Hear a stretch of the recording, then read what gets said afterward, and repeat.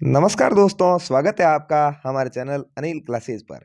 आइए, तृतीय श्रेणी अध्यापक ऑनलाइन आवेदन क्या-क्या चाहिए और कौन-कौन से प्रमाण पत्र स्कैन होंगे, इसकी बात हम इस वीडियो में करने वाले हैं।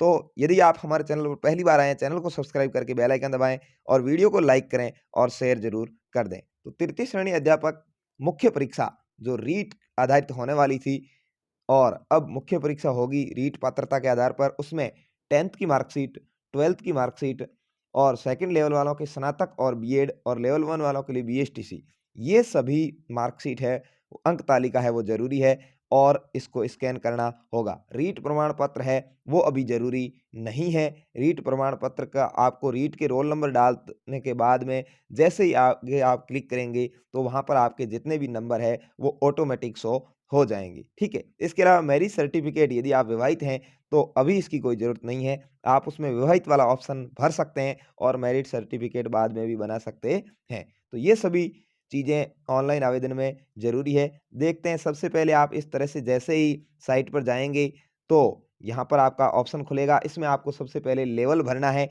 कि आपका लेवल 1 है या लेवल 2 है। लेवल 2 भरेंगे, तो उसके बाद सब्जेक्ट खुल जाएँगे और लेवल 1 भरेंगे, तो सीधा ही आपको यहाँ पर रीट एग्ज़ाम ईयर पूछा जाएगा। यदि आपने इस वर्ष रीट पास किए तो 2022 भरेंगे और लेवल 1 वालों के लिए यदि 2021 वाला भी मान्य है, वो भरते हैं, तो आपको यहाँ 2021 लिखना है। उसके बाद में यहाँ पर आपको रीट के रोल नंबर डालने हैं। रोल नंबर डालने के बाद जैसे ही यहाँ पर आप गेट डाटा यहाँ पर क्लिक करेंगे, तो आपके जो भी नंबर है, वो यहाँ पर आ बा बता देंगे। जैसे यहाँ नॉर्मलाइज़ेशन रीट मार्क्स इनके बता रहे हैं 107 आउट ऑफ 150, तो ऐसे भी आपके जितने भी नंबर है यहाँ पर शो हो जाएँगे। तो इसका प्रमाण पत्र है रीट का, वो स्कैन करने की ज़रूरत नहीं है, यहाँ पर ऑटोमेटिक आपके नंबर दिखाई देंगे। उसके बाद यहाँ पर आपको पूरा फॉर्म है, वो आगे से आगे खुलता जाएगा। यहाँ पर आपको अपना रिज़ल्ट परिणाम कब जारी हुआ, वो वर्ष चयन करना है और यहाँ पर उत्तीर्ण होने का वर्ष आपको लिखना है। यहाँ सभी 10th के, 12th के, बीएसटीसी या बीए जिन्होंने भी कर रखी है, बीएड कर रखी है, उन सभी के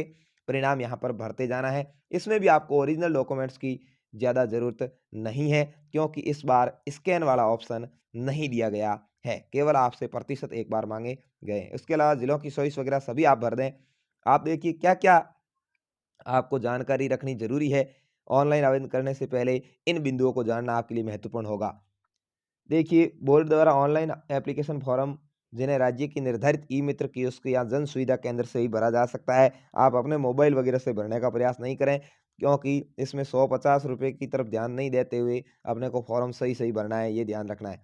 ठीक है भाई? तो ऑनलाइन आवेदन करने के लिए अभ्यर्थियों को बोर्ड के ऑनलाइन पोर्टल या तो RSM SSB Rajasthan dot government in इस पर, या अपनी एसएसओ पोर्टल से आप करते हैं तो SSO Rajasthan dot government in इससे लॉगिन करके भरना है। अभ्यर्थी अप्लाई नाउ पर क्लिक करेगा। जैसे ही फॉर्म में अप्लाई नाउ पर क्लिक करेंगे, उसके पश्चात अभ्यर्थी को चयनित पद का आवेदन खुलेगा। यानी अभी जैसे मैंने आपको बताया कि लेवल 1 या लेवल 2 किससे भरना चाहते हैं, वो खुलेगा। उसके बाद आवेदन में अभ्यर्थी सर्वप्रथम रीट एग्जाम लेवल वो लिखना है, ईयर लिखना है कि 2021 में पास किया, 22 में किया और रोल नंबर डालने हैं। उसके बाद गेट डाटा ऑप्शन पर क्लिक करते ही आपका जो भी रीट का है वो वहाँ पर आ जाएगा। उसके बाद अभ्यर्थी का नाम, पिता का नाम, माता का नाम, जन्म तिथि राजस्थान माध्यमिक शिक्षा बोर्ड द्वारा पूर्व में भरवाए गए रीट आवेदन के आधार पर प्रदर्शित हो जाएँगे। इसमें आप कोई भी संशोधन नहीं कर सकते हैं। उक्त विवरण में संशोधन हेतु प्रार्थी को राजस्थान माध्यमिक शिक्षा बोर्ड अजमेर से संपर्क करना होगा। यदि आपने पहले रीट का फॉर्म भरते समय नाम, माता का नाम, पिता का नाम या जन्म तिथि में कोई गलत भर दिया था, तो अब तो आपके वही खुलेगा और उसके अंदर आप परिवर्तन चाहते हैं, तो आपको माध्यमिक शिक्षा बोर्ड अजमेर से संपर्क करना पड़ेगा। यहाँ पर आपका परिवर्तन नहीं होगा।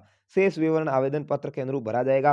बाकी वाले जो भी सब्जेक्ट वगैरह, रिजल्ट वगैरह है, वो आवेदन आगे-आगे खुलता जाएगा। जिसको फाइनल सबमिट करने के पश्चात आवेदन शुल्क जमा किया जाएगा और अभ्यर्थी का ऑनलाइन आवेदन क्रमांक जनरेट हो जाएगा। ऑनलाइन आवेदन क्रमांक अंकित आवेदन पत्र का अभ्यर्थी को प्रिंट निकाल कर लेना चाहिए, क्योंकि इसके आधार पर ही आपका कॉलेटर जो प्रवेश पत्र है वो जारी होगा। अभ्यर्थी को परीक्षा हेतु ऑनलाइन आवेदन पत्र भरने के पश्चात रिक्रूटमेंट पोर्टल पर उपलब्ध भुगतान सुविधा को परीक्षा शुल्क का भुगतान कर आवेदन क्रमांक जनरेट करना है। एप्लीकेशन आईडी आपको वहां पर लेनी है।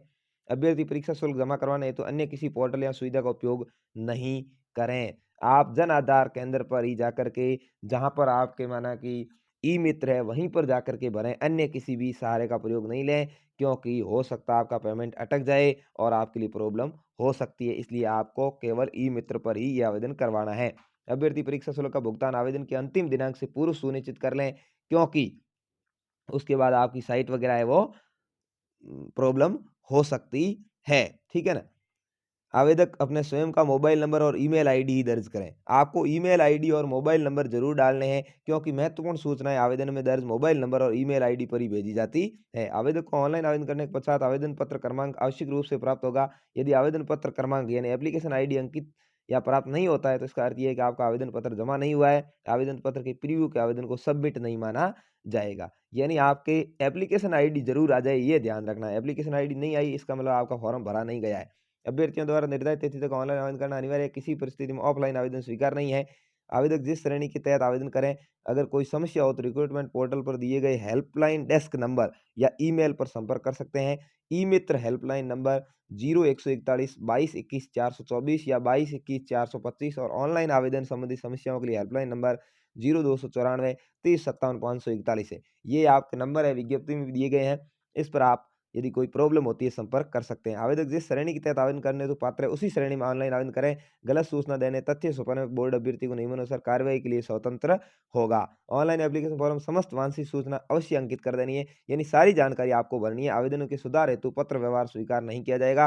बाद में आपका आवेदन सुधार नहीं होगा, इसलिए फॉर्म भरते समय पूरी ध्यान रख करके ई मित्र वाले के पास में बैठ करके आराम से भरवाना है, ठीक है? अध्यापक लेवल प्रथम 1 से 5 सीधी भर्ती 2022 के संबंध में पत्राचार की वेबसाइट www.rsm-SSB राजस्थान गवर्नमेंट इनके माध्यम से ही किया जाएगा। सामान्य और विशेष सभी के लिए कृपया इस भर्ती परीक्षा के संबंध में समस्त अद्यतन जानकारी के लिए बोर्ड की वेबसाइट पर देखते रहें। ये वेबसाइट है जिस पर आपको समय-समय पर देखते रहना है। वैसे कोई भी लेटेस्ट अपडेट होगी तो मैं आपको सबसे पहले हमारे यूट्यूब चैनल अनिल क्लासेज पर ज़रूर दे दूँगा। इसके अलावा आप हमारा टेलीग्राम ग्रुप जॉइन कर सकते हैं, जिसका लिंक मैं डिस्क्रिप्शन में दे रहा हूँ, जहाँ पर आपको कोई भी नई जानकारी होगी सबसे पहले दी जाएगी। तो ये आपके लिए बहुत ही फ़ायदेमंद है, क्योंकि इसमें कोई भी नई जानकारी कभी भी फॉर्म भरते समय भी ऐड करवाई जा सकती है। तो इसलिए आप ज़रूर टेलीग्राम ग्रुप से भी जुड़ जाएँ और हमारे चैनल को भी सब्सक्राइब कर लें। परीक्षा शुल्क आप सभी को पता है, ₹450 है सामान्य, और जो अन्य पिछड़ा वर्ग, अति पिछड़ा वर्ग है, उसके क्रीमिलियर श्रेणी के लिए ₹450 होगा।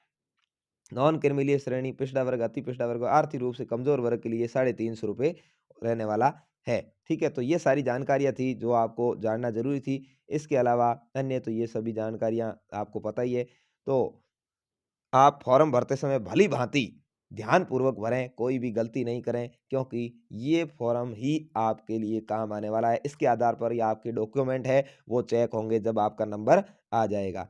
तो कोई भी नई जानकारी होगी, उसका वीडियो मैं ज़रूर डाल दूँगा। आप हमारे चैनल को सब्सक्राइब करके रखें और अपने दोस्तों तक भी शेयर करें, जिससे वो भी कोई ऐसी जानकारी से चूक नहीं जाए और आराम से फार्म भरें। 2-4 दिन बाद रुक कर के फॉर्म भरें, और लेकिन 10 जनवरी से पहले-पहले भर लें, क्योंकि साइट में कभी भी प्रॉब्लम बाद में आ सकती है ज़्यादा भीड़ होने पर। तो धन्यवाद, जय हिंद, वंदे मातरम। नई जानकारी के साथ मिलेंगे नेक्स्ट वीडियो में, तब तक के लिए।